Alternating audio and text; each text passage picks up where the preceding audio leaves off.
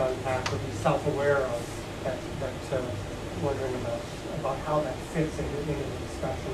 When we think about young people and the kind of choices they're making, do we have a kind of a mindset of, yeah, they're either on that progressive trajectory or they're kind of reflecting conservative values and still, kind of just want to put that out there, similar to what you're saying.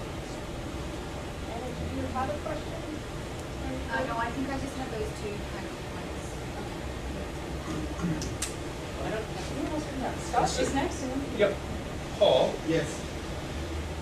So you just talked briefly at the beginning of the presentation, sort of where the source for, the impetus for this notion of crisis was coming from.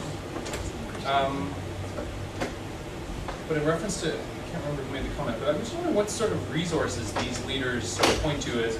So you said, well, they point to Jesus, but sort of, are there any, what resources, or are there authors or other popular Christians or speakers who are held up as being models for masculinity? Because again, this is where our work it crosses over. So for instance, you have somebody like, there's a guy in Seattle, he talks about masculinity. He says, like, Jesus isn't a mamsy-pamsy poet sitting in a grove, writing. He's an MMA fighter, which of course is a really, like, when you think about the, do you hear that one? That guy's in a lot of trouble. Yeah, so of course I don't want to talk about him. I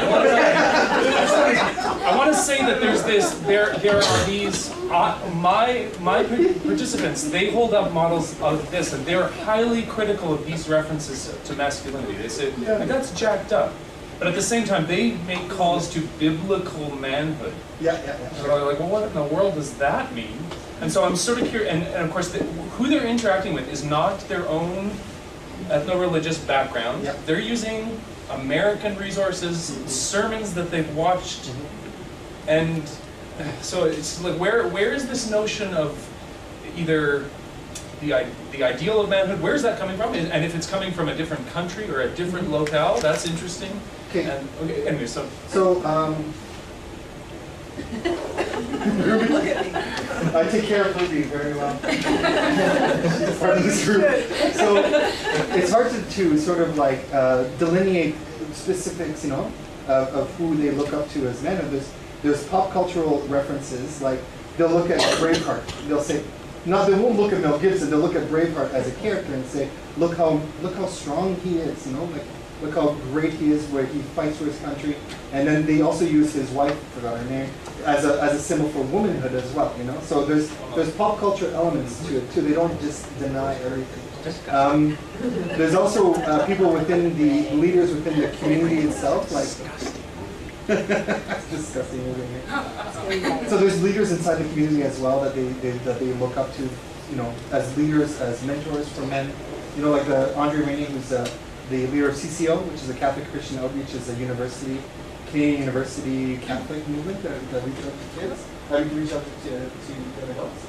But which is very Catholic, is that they'll say that the priest is the ultimate source of manhood. You know what I mean? So priestly manhood. So that was originally part of my my discussion, but I had to cut it out because I want to talk about other things. Because there's a priest who wrote The Crisis of Masculinity, which I kind of lifted the title for my thing from. He was saying that all of these elements that are sort of undermining masculinity, and included in this is sort of like the gay agenda too. Right. So, so all of this is sort of like undermining. There's a liberalism that's undermining masculinity. That is the reason why men are not becoming priests anymore. You know what I mean? So, priest is this sort of like vision of what is proper masculinity. So that's an element plus Jesus plus the Pope plus cardinals. Right. But then you also reference this notion of their framing of the external forces.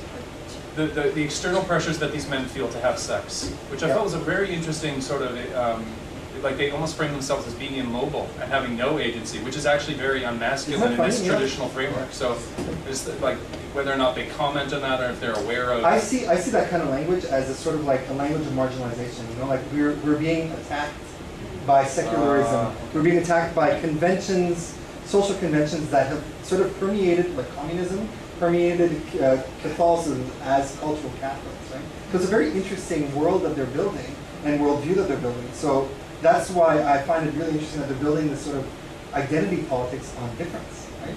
But these are young Catholics who are part of a hegemonic, who are in league really with a hegemonic system, right? The Pope is like, yeah, go for it. You know, the priests are there, the bishops are there. So it's this discourse of marginalization that they're internalizing, and even to the point of masculinity. You know, like we don't. When I think masculinity, I do not think marginalization. You know, please, you know, really, it's kind of weird. So, yeah. Peter, no? No question? Does anyone have a final, you get the final question at the workshop? Anyone?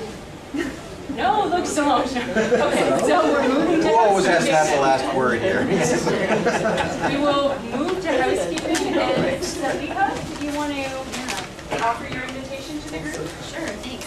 So I just wanted to let you guys know about something you might be interested in. The University of Toronto has this initiative called Religion in the Public Sphere, and they just recently redesigned and relaunched an online publication. It's called Religion Beat, and it's a place for scholars to publish specifically for public consumption.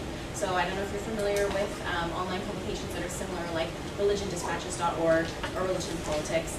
These are run by scholars, and they're specifically designed to get a more varied audience for the incredible work that scholars are doing, as well as graduate students. So I'd like to invite you all to submit. Take a look at the website. It's